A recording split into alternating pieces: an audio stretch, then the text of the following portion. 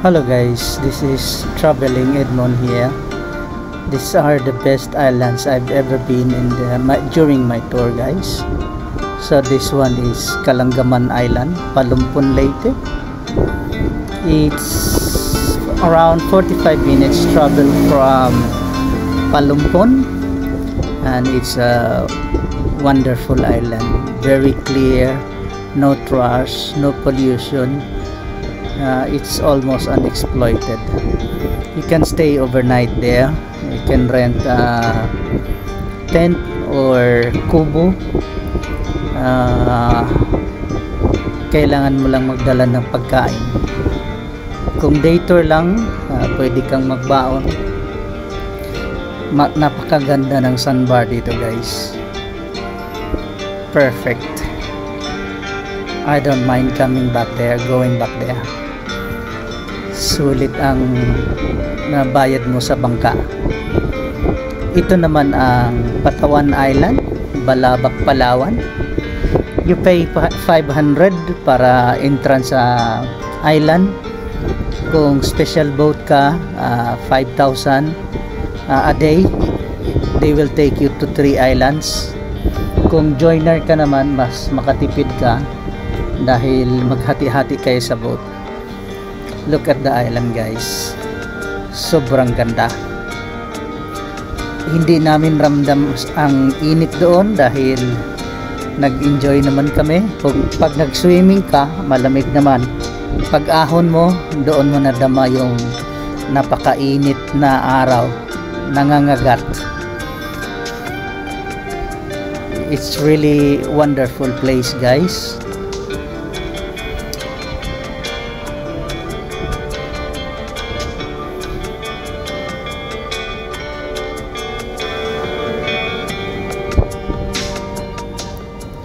Ito naman ang Katangnan Island, Balabac, Palawan. Ito yung island na dinaanan namin bago magpatawan. Medyo malaki-laki siya ng konti, pero yung buhangin niya, kita niyo naman, napakaputi. Dito kami nagtanghalian. Kasama na sa package yung tanghalian.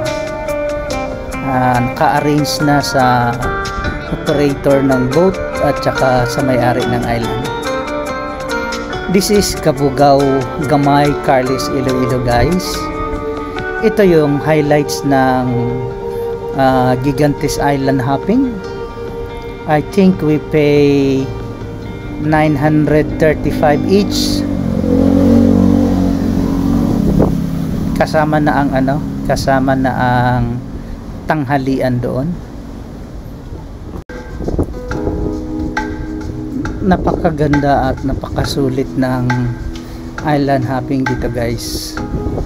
Tingnan niyo naman ang Cabugao Gamay Island na yan. May view deck sila doon na pwede mag-pictorial. At na-enjoy ko naman ang pamamasyal doon. So ito naman ang Bantigis Sandbar, Carles, Iloilo. Kasama ito sa 5 island. Isang araw lang kasi kami doon sa Carles, Iloilo. Look at the view, guys. Although the island is private, hanggang sandbar lang kami.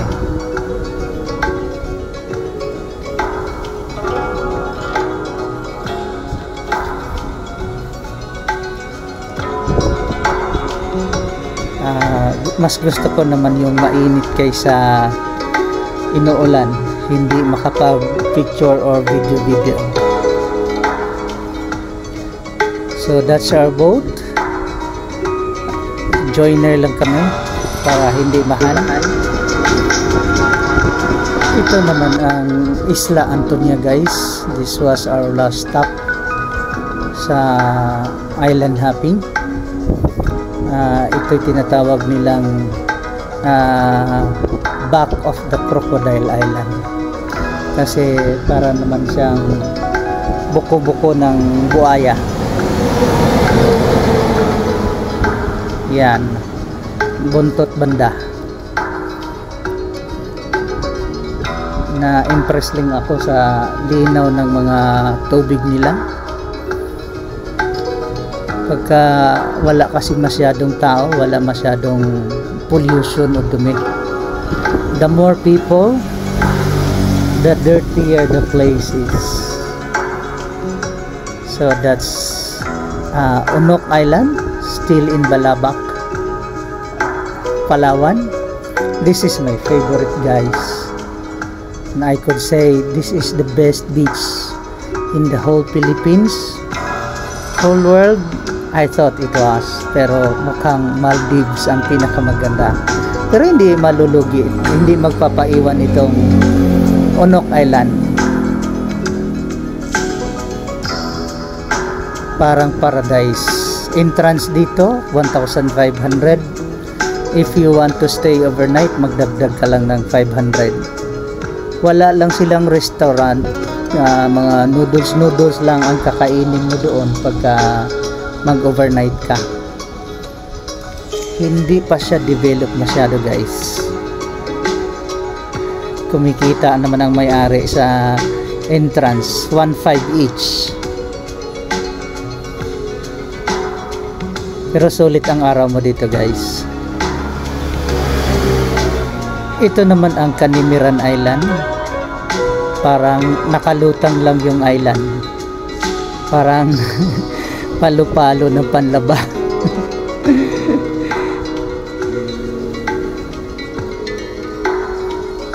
Ganda ng lugar, guys. You also pay 200 each. 200 per head sa lugar na ito. Labas yun doon sa package mo sa boat.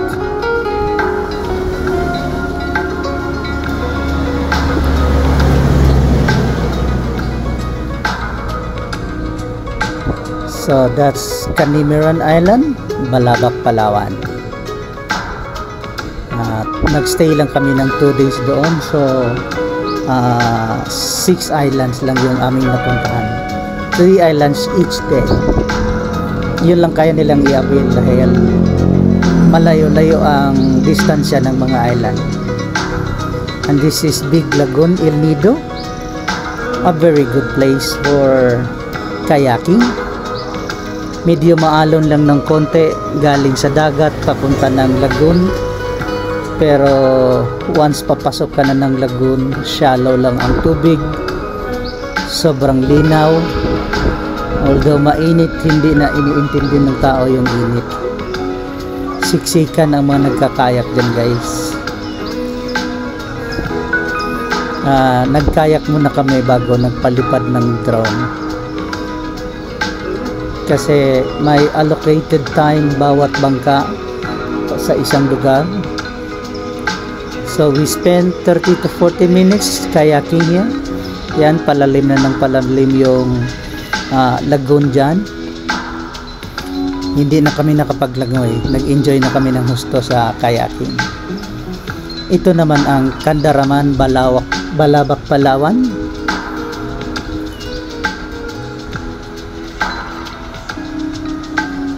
You also pay 200 sa lugar na ito, sa isla na ito.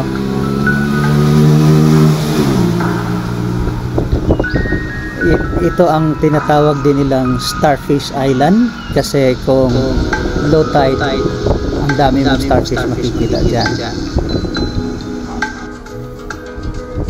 So yun yung kanilang mga kubo, guys. Mayroon ding mga nag-overnight dyan.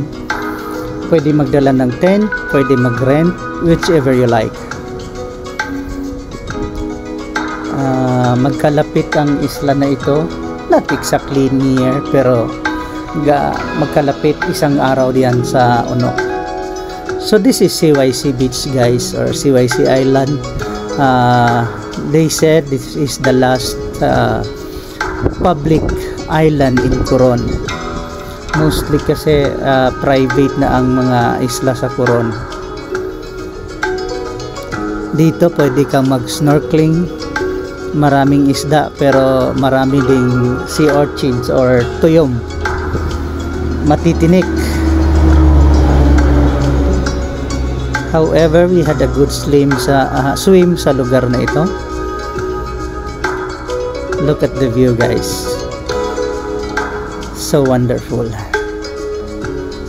Ito naman ang Seven Commandos Beach sa El Nido, Palawan.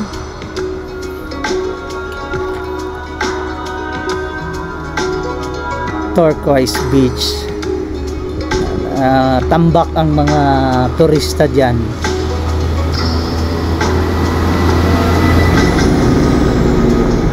So as you can see the beach, guys, it's so nice to swim.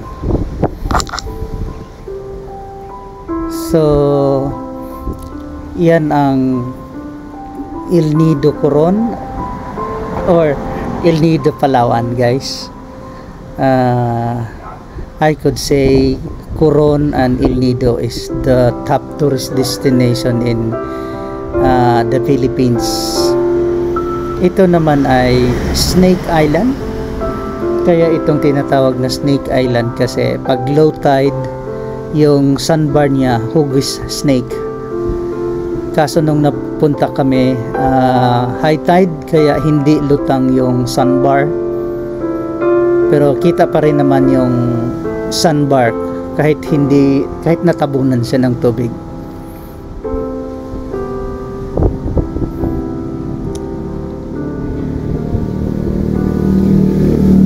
I had a very good tour or time during my holiday, guys. Not holiday actually, it's my staycation dahil for good na ako dito sa Pilipinas. And that's Simisu, Coron, Palawan. Dito kami kumain ng tanghalian.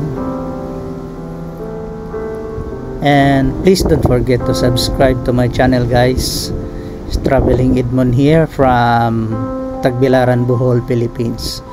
Thank you for watching, and please share or hit like my video. Thanks once again. Have a good day.